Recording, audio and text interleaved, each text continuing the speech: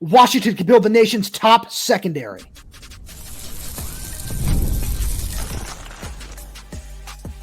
You are Locked On Huskies, your daily podcast on the Washington Huskies, part of the Locked On Podcast Network, your team every day. Welcome back into another edition of the Locked On Huskies podcast. I'm Roman Tomashoff.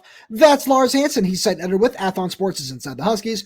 I'm the site editor with Huskies Wire. Thank you for making this your first watch or first listen of the day, as we are part of the Locked On Podcast Network, your team every day. And today's episode is brought to you by FanDuel. From big upsets to game-winning drives, the NFL playoffs are better with FanDuel. New customers can bet $5 and get $200 in bonus bets, guaranteed win or lose. Visit FanDuel.com to get started. Lars, we got a really fun show coming at all the everydayers today. We're going to talk about some of our favorite underrated new arrivals that could be transfers or high school prospects. We're going to get that a little later on. We're going to talk about building a strong pass rush because, Lars, we're going to play a fun hypothetical game today. The what happens if Thaddeus Dixon comes back game, where he drops his top 5 schools on Monday night, where it's Michigan, Ole Miss, North Carolina, and Tennessee, along with a return to Washington, are the only options he's considering right now. And we've heard a lot now. Tacario Davis has officially announced we can play this game, and it's what happens if Thaddeus Dixon does want to come back. And well, I guess let's peel back the curtain a little bit here. Dad does want to come back on some level. Like hold on. You gotta move that mic. Well, so let's kind of peel back the curtain here a little bit. Dad does want to come back on some level. Yeah. I can safely say I can report that. I'm sure you can report similar things where it's not for a matter of Thad doesn't want to come back. Thad just doesn't want to come back in a certain role. And on some level, don't fault him for that. On some minuscule level, I can understand, where you've been the past couple of years and wanted to finish where you started. But the whole point of having this number one secondary is with Thad included, but at a different position. And I understand that. Let me talk to Thad here for about 30 seconds here. I get it. I understand that, you want to be a lockdown outside cornerback. Might I recommend Kyler Gordon? Might I recommend Elijah Molden? Might I recommend some other former UW cornerbacks that wanted to be outside guys? You don't think Kyler Gordon want to be a lockdown outside guy? But he ended up being a nickel in the NFL, at least to start out. And I think when you can prove to NFL teams, hey, you know what? I can be a lockdown outside cornerback or a lockdown nickel cornerback. I don't think it matters in this day and age where the money that cornerbacks make outside versus inside, yes, you make more outside, but it's not insurmountably different. I forgot who the Baltimore Ravens nickel was that got paid. There was a couple others that got paid last offseason where you're talking like life-changing money as a nickel. This is not the case of, oh, well, if I'm a nickel, I'm only making, $1-2 million where the outside guys are making 8, 9, 10. Sure. You can make money in the NFL as a nickel, and I think Thad should consider the idea of coaching with having John Richardson as your coach again, and a masterful secondary coach as your defensive coordinator, Ryan Walters. Those are two appealing reasons why I would stay at Washington. So I love your point there, and I want to continue to expand on it because there are 3 names that I wrote about over on Huskies Wire that in the same vein I'm going to bring up right now. Trent McDuffie, Kyler Gordon, Devon Witherspoon. All 3 of those names are guys who have played inside and out, whether it be at the college, the pro level, or both. They have all shown an ability to do that. And Trent McDuffie has had a stellar season, should be an all-pro. And he's somebody who's going to get a massive contract extension come this offseason when he's eligible for it at the NFL level. Kyler Gordon, the Bears like him so much, they said, hey, we want to make you one of the best nickel corners in the league and just put you in there as a complete mismatch because we've got Jalen Johnson and Tyreek Stevenson. I know people on this show aren't necessarily huge NFL people all the time, but that's very important. I need to say that. Devon Witherspoon thrived playing inside and outside under Ryan Walters. He won the Jim Thorpe Award 2 years ago in that role. And I say all that to say Thaddeus Dixon in that role could be one of the best cornerbacks in the country. We saw what kind of step forward he took from 2023 to 2024 when John Richardson came in. I'm glad you put it that way. And now Ryan Walters' scheme, what Ryan Walters can do with a player like Thad, where that is not Devon Witherspoon. I say that with all due respect because I'm not going to compare anybody to a top 5 NFL draft pick. That's just unfair. But I say that to say when I saw the TFL that Thad had in the Sun Bowl, I started thinking about what he would look like in a Ryan Walters defense because we've seen Devon Witherspoon make that sort of play, blowing screens up, doing that, just those sort of things time and time again. So bringing him back and pairing him with an Ephesians Prysock who doesn't have to cover number one anymore, with Tacario Davis who can do that and has shown an ability to do that at a very high level. All of a sudden, you combine them with the safeties that you have, which is a really fun, promising group.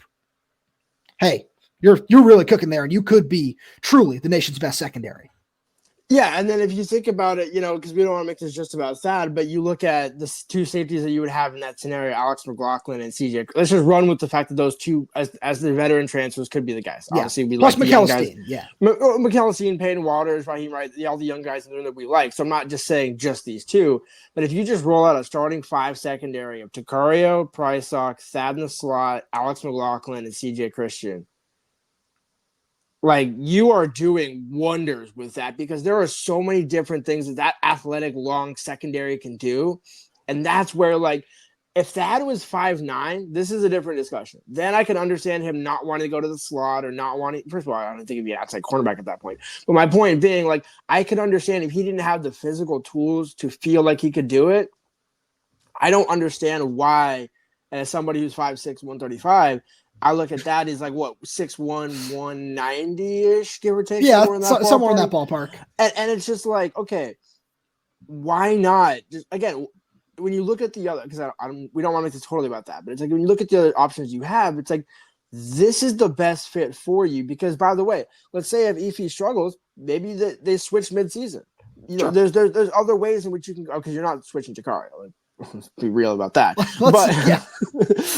But because again, that's where we saw, Prysock had an okay season, not his best by his stretch of the imagination, and I think that not overachieved, but exceeded the expectations. Let me put it that way.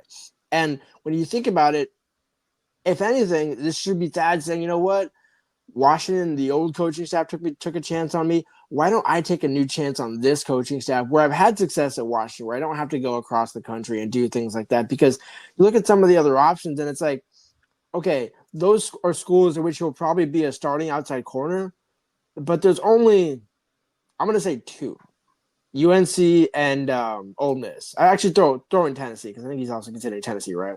Yep, that's correct. Okay, I was going to say that'd be the other one. I'm like, okay, those are 3 where I could kind of understand. But even still, in those 3, compared to UW, I look at it and think you have Ryan Walters, who's a defensive mastermind when it comes to coaching defensive backs, safeties, or linebackers. And either one, it's like you have Jay Rich, who I now believe will be the overarching defensive backs coach, and that continuity, being on the same page. I do not – that's, I think, why we're so high on this potential for the secondary, is it's not just Ryan Walters, and it's not just John Richardson. It's the combination of the two. That's the key selling point for me. So I love everything you just said. You made a bunch of great points. There's one thing I want to push back on a little bit. You said you didn't want to make it all about Thad, but in a sense it is, where this is going to be a really solid secondary no matter what, with Tacario Davis in the building. I really like what some of these other guys that you and I have talked about can give you at nickel, whether it be Dyson McCutcheon, Alex McLaughlin, Dylan Robinson, if you want to throw him in there, Leroy Bryant, whatever it is, whoever you want to say fits that role. There's a lot of talent on the back end of this defense. I could do it really, really well. But Thad is the guy who pushes it over the top, because I think, without Thaddeus Dixon in the picture, we're having a conversation about, hey, this could be a really good secondary in the Big Ten. It could be top 5. No, with that, it's, hey, this could be number 1. Like that legitimately is the difference maker here with what he showed he can do this season and what he can do just in this scheme and with this defense. But Lars, one thing that I think really is going to be extremely impactful for that is a strong pass rush, which we'll get to right after a message from our friends over at Rocket Money. Did Rocket Money help you find any subscriptions you forgot about or that you were paying for twice? That definitely happened to me. I had a few subscriptions that I didn't even realize I was still paying for, and Rocket Money made it so easy to track them all down. It's like having a personal assistant for your finances. Rocket Money is a personal finance app that helps you find and cancel your unwanted subscriptions, monitors your spending, and lowers your bills so you can grow your savings. It brings everything together in one place, whether it's subscriptions, your spending habits, or even the goals you want to hit this year. Rocket Money has over 5 million users and has saved a total of $500 million in canceled subscriptions, saving members up to $740 a year when using all the app's premium features. For me, one of the best features is the subscription tracker. I've used to cancel services I wasn't using anymore, and I've already saved a ton. Plus, with their goals feature, I've been able to automatically set aside money for my future. No more stress about budgeting every month. Cancel your unwanted subscriptions and reach your financial goals faster with Rocket Money. Go to rocketmoney.com/lockedon today. That's rocketmoney.com/lockedon. One more time, rocketmoney.com/lockedon. So, Lars, let's talk about this pass rush. I'm really intrigued as to what it could be because these two things work hand in hand. A strong pass rush leads to a strong secondary, and a strong secondary can lead to an improved pass rush because we saw in the back half of 2024, as the season wore on and as the competition got tougher, we saw this pass rush become less and less effective. Outside of the UCLA game, it was a little disappointing to watch where there was no push up front. And I think this coaching staff has done a good job addressing needs at defensive tackle with promising body in Anterio Thompson that when coached right can be a disruptive force on the interior. And a guy like Simone Peppa who can hold his own as a run blocker for sure and collapse the pocket every once in a while at defensive tackle, which is nice. And combining that with the other forces in the room, whether it be Bryce Butler, Alenius Davis, Javon and Armand Parker, if healthy, Omar Khan maybe, the bodies are there, but you really need to see a big step forward from that group. And no, I don't think you did this intentionally, but the one kind of key in all of that was no Zach Durfee. Yeah. Zach Durfee is still on the roster. Zach Durfee is coming back for 2025, at least as we record this on, what is today? Tuesday, Wednesday? I don't even know. But the point being, Zach Durfee is still on the roster at this point in time. And I think that we saw the difference he made. When it was against Rutgers, whether it was against, early on in the season, you could see the impact that Durfee was going to have. But because we didn't see that come to fruition, especially towards the back half of the season where he didn't play at Oregon, didn't play at Penn State, didn't play in the Sun Bowl, it's harder to, envision, okay, well, hey, this could be a really good pass rush. It's like, in parentheses, if healthy, if Javon is able to come back healthy, if Armand is able to, be healthy for the first time in his Husky career in season those two guys right there, when they were in high school, they both showed an ability to rush the passer from an interior side. I'm glad you mentioned Anterio Thompson, no pun intended on the going interior to interior. But with that being said, there's so much versatility potential in this defense and on this defensive line. The bodies are there, but we haven't necessarily seen the production. I don't know who I don't with Voy gone now. I think what would you put the over under total? He had to guess how many returning sacks are right now on the team at Washington. I put it at 10.5. Is that because you know the stat or because? No, that's just because that would be my best guess. Okay, I was gonna say because again, I would put it at 7.5. I couldn't really. I mean, I know Jacob Lane probably has 1. Russell Davis has 3, so there's 4. So I guess maybe 7.5. Isaiah Ward. Okay, but exactly. But again, it's very, very limited. Yeah, so absolutely, and that's where this edge room comes into play. And I want to take this time to talk about Ryan Walters because we could see a very different looking. I don't want to say group because we know what the personnel is going to be, but just a very different looking scheme where you and I were big fans of Steve Belichick's scheme. We think that the biggest problem there was the inability to stop the run due to the lack of bodies after the injuries. That was the biggest problem. And if that, people want to hold that against Steve Belichick, that's fine. We're not going to argue against that, but that's just our 2 cents on the matter there. And I say that to say with Ryan Walters, we're going to see a much different front. We're going to see a lot more of the bear front, which is going to have 3 defensive tackles, 2 probably stand up outside linebacker, edge rusher types, which for a lot of the guys that are in this room, that probably fits them a little bit better. Just in terms of, you think of the size of a Russell Davis, of an Isaiah Ward, it's a little bit more just suited to their skill set. And it's going to be very aggressive. We're probably going to see just as high of a blitz percentage as we did this season with Steve Belichick, where I feel like it was over 50% for the season if you go back and look at it. But as I say all that to say, you need to see more of a push. And I think the bodies you brought in on the interior and Taitai Uyunglele on the edge are the physical types that you need, where Jedd Fisch talked about adding weight, adding physicality. These are the guys that you really want in that mold. It doesn't matter where they come from as long as they come in. So I look at that and I say, you have the bodies to help out the secondary with a solid push. Now it's on the coaching staff to put them in optimal positions to succeed. It really is. I'm glad you said it that way because the guy that came to mind that we haven't necessarily hit on is Jacob Lane. Like, this system could be almost perfect because we've seen Lane be inside and outside. If he could add a little more weight without losing too much of that speed, he could be an X factor on this defensive line. And there's so many other guys. I mean, I know you mentioned Lanny Davis, Bryce Butler. Like, all the pieces are there. And I think the other side of this equation is the one thing that Steve Belichick couldn't do. I have more faith, or at least with the bodies that UW has brought in, that Ryan Walters can do, which is go from a run to a pass. You know, when you're going against running first teams like Michigan, Rutgers, all those sorts of teams, and then going to the back half, which was, Penn State, Oregon, where you have more of a passing threat that you have to defend against, Louisville as well. Yeah. And we kind of saw both of them end up getting exposed where you can't defend the run, you can't push the pocket, so now you're getting picked apart both ways. I think Ryan Walters with the scheme could actually benefit both, where you could have a 4 down if you want to go to nickel, or have a bare front with 5 if you want to go to a 2, or just have a base defensive secondary package.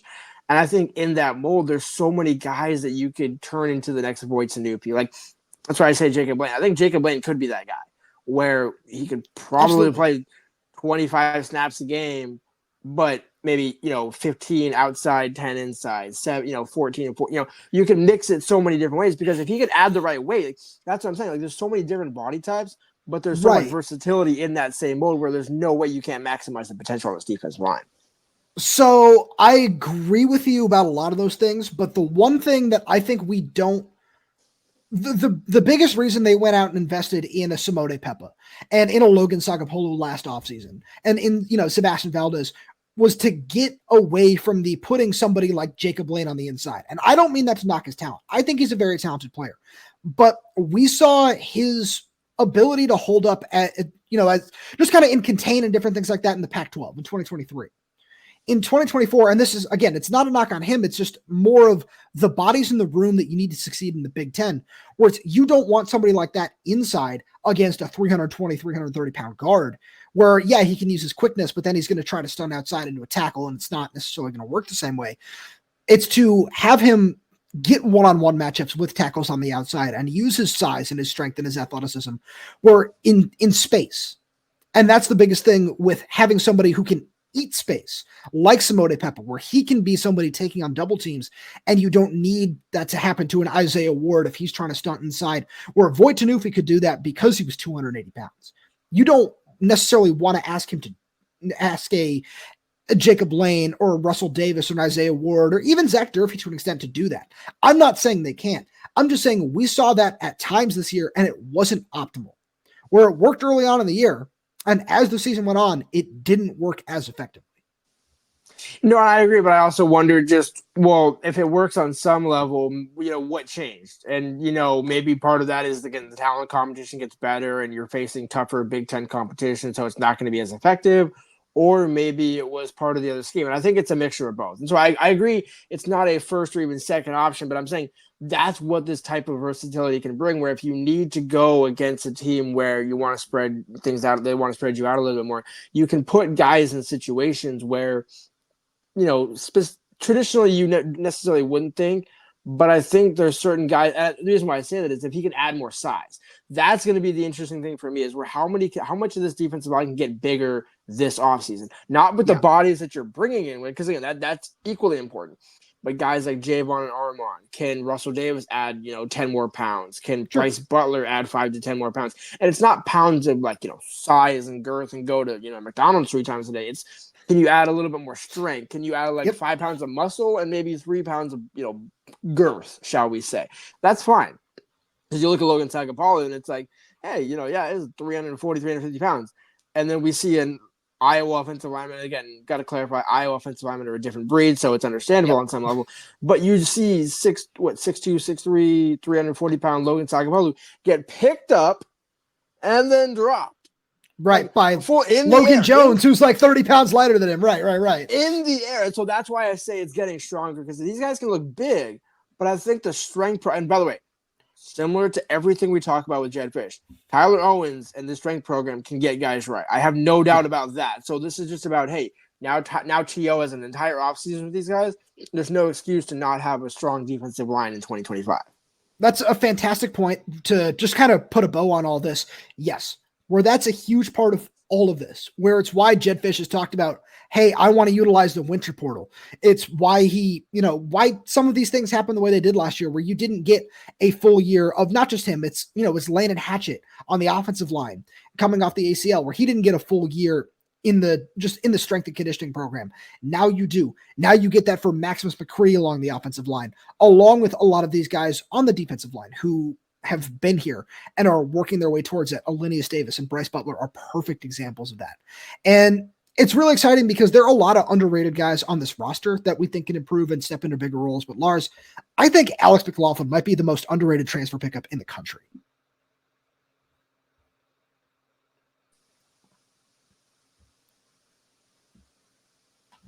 So Lars, let's talk about some of our favorite underrated new arrivals, because people are going to go look at 247. They're going to go look at On3, and they're going to say, oh, this guy's a mid to lower rated 3-star. I don't know why I'm going to be excited about him. Where our buddy Christian Cable over at On Montlake did a fantastic job writing up the 29 new players that are going to be arriving for spring ball. That's a combination of transfers and of high school guys, where again, we're going to do more on the high school guys. We're probably going to get one or two in during this segment. But I look at Alex McLaughlin, the safety that Washington added from the FCS ranks at Northern Arizona, who was a freshman All-American in 2023.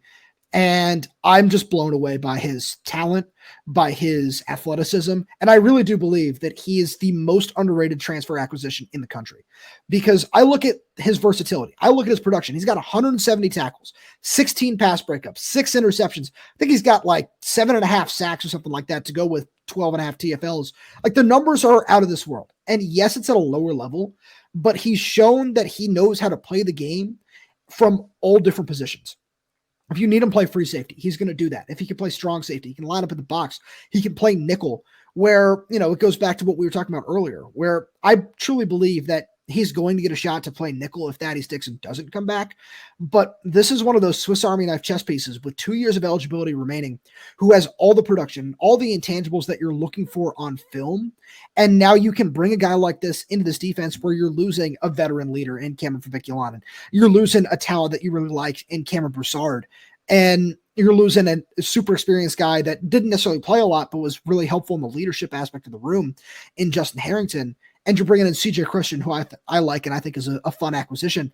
But I look at Alex McLaughlin and I say, if we're looking at this in October, November, December, as the season goes on, and people are going to be talking about Dylan Tiedemann, who went down to Oregon, who is like the top rated safety in the transfer portal from Purdue, shout out Ryan Walters, and say, oh yeah, this was, their highly touted acquisition.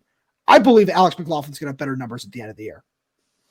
I can see that. I mean, it's no slight to Alex. I just think after my conversation with CJ Christian, when he said, I'm a honey badger, I just kind of want to see what that looks like, especially with Ryan Walters. Like, if CJ Christian can have a honey badger type season, I do not care what else happens at that point, because that's a good thing for the secondary.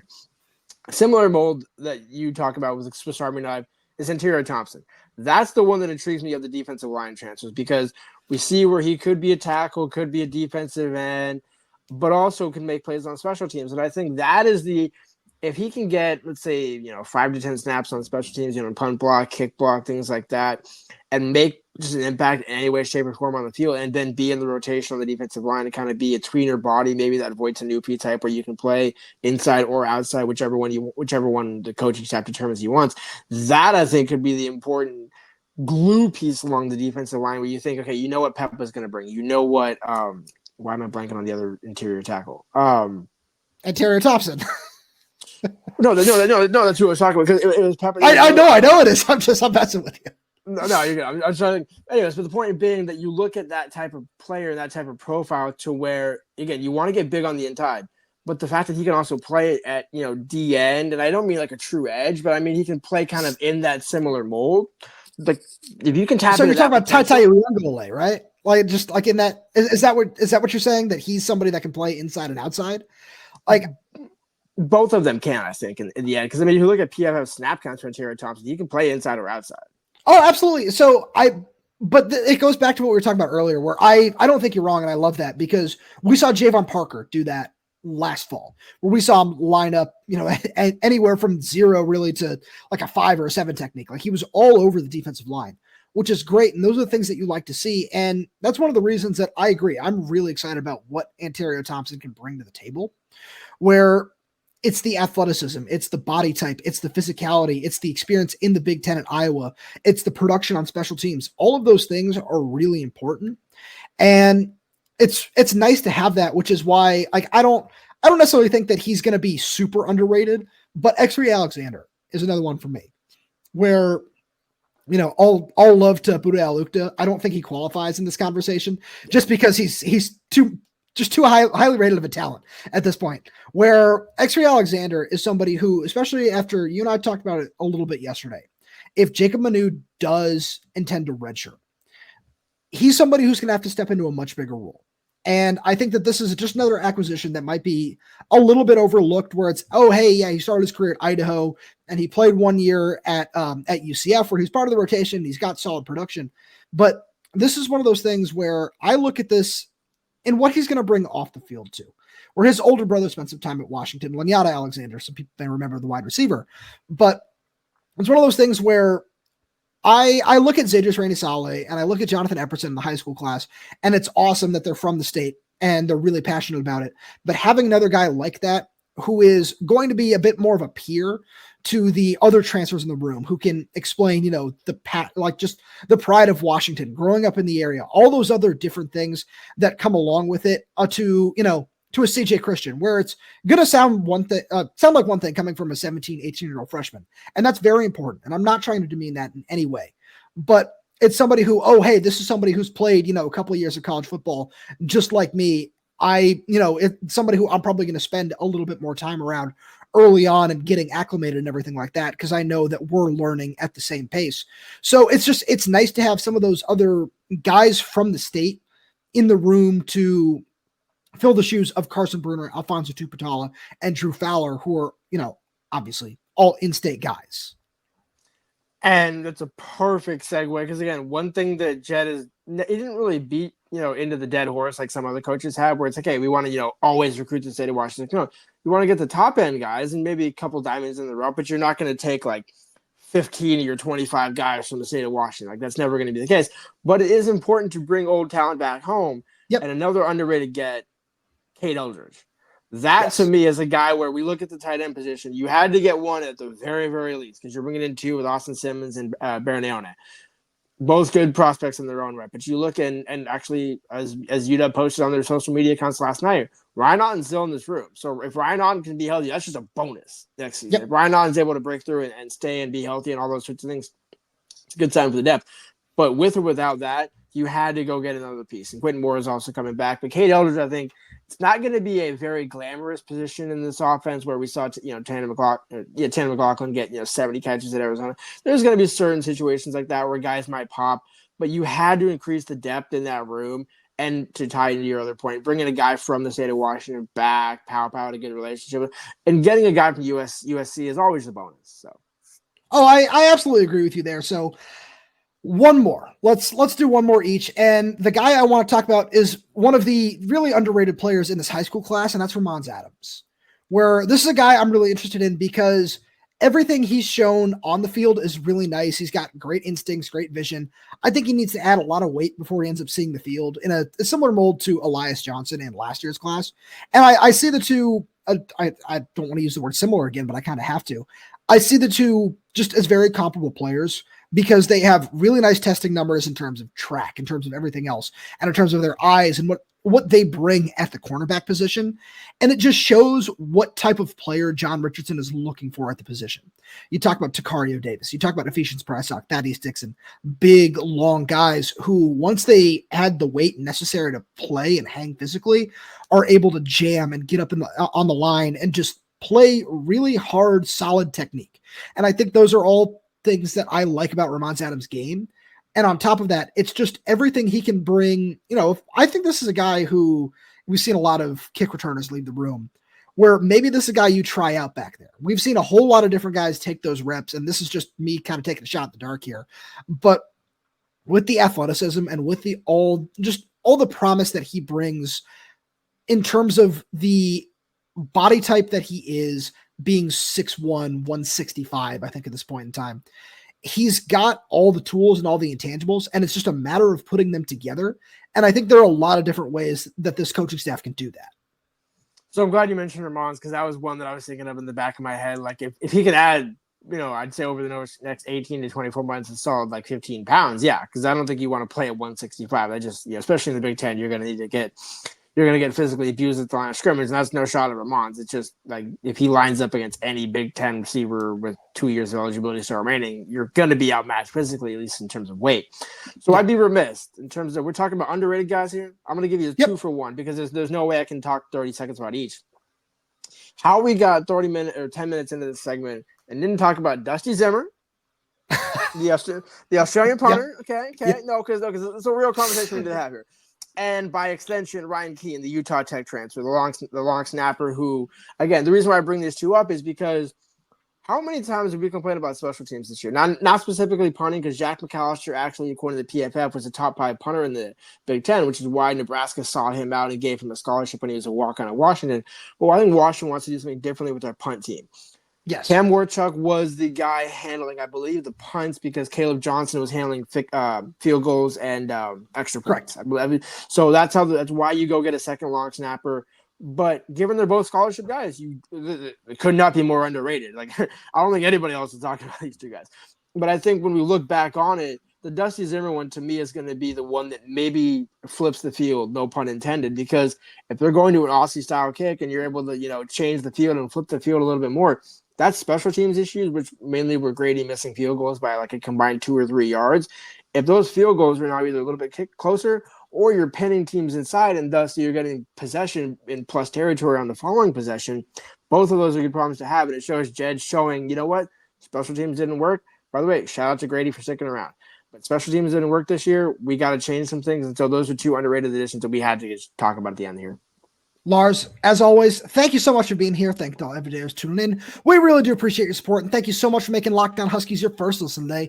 Now, for your second listen, check out the Locked On Big Ten podcast. Our guy Craig Sheeman puts the Big Ten first when everyone else overlooks it. You can find Locked On Big Ten on YouTube or wherever else you listen to your podcast. That being said, you can also find this podcast on all those same platforms, whether it's YouTube, Spotify, Apple Music, Amazon Music. Make sure you subscribe, because we're there. We're everywhere. We're updating this new content every single day. So make sure you click that like button, click that little bell, so you don't miss when posting a new video. If you have any questions, comments, concerns, drop right down below in the comment section. And if you're audio only, please give us 5-star reviews. It does help us out a lot. Thank you so much for tuning in, and we'll talk to you on Thursday.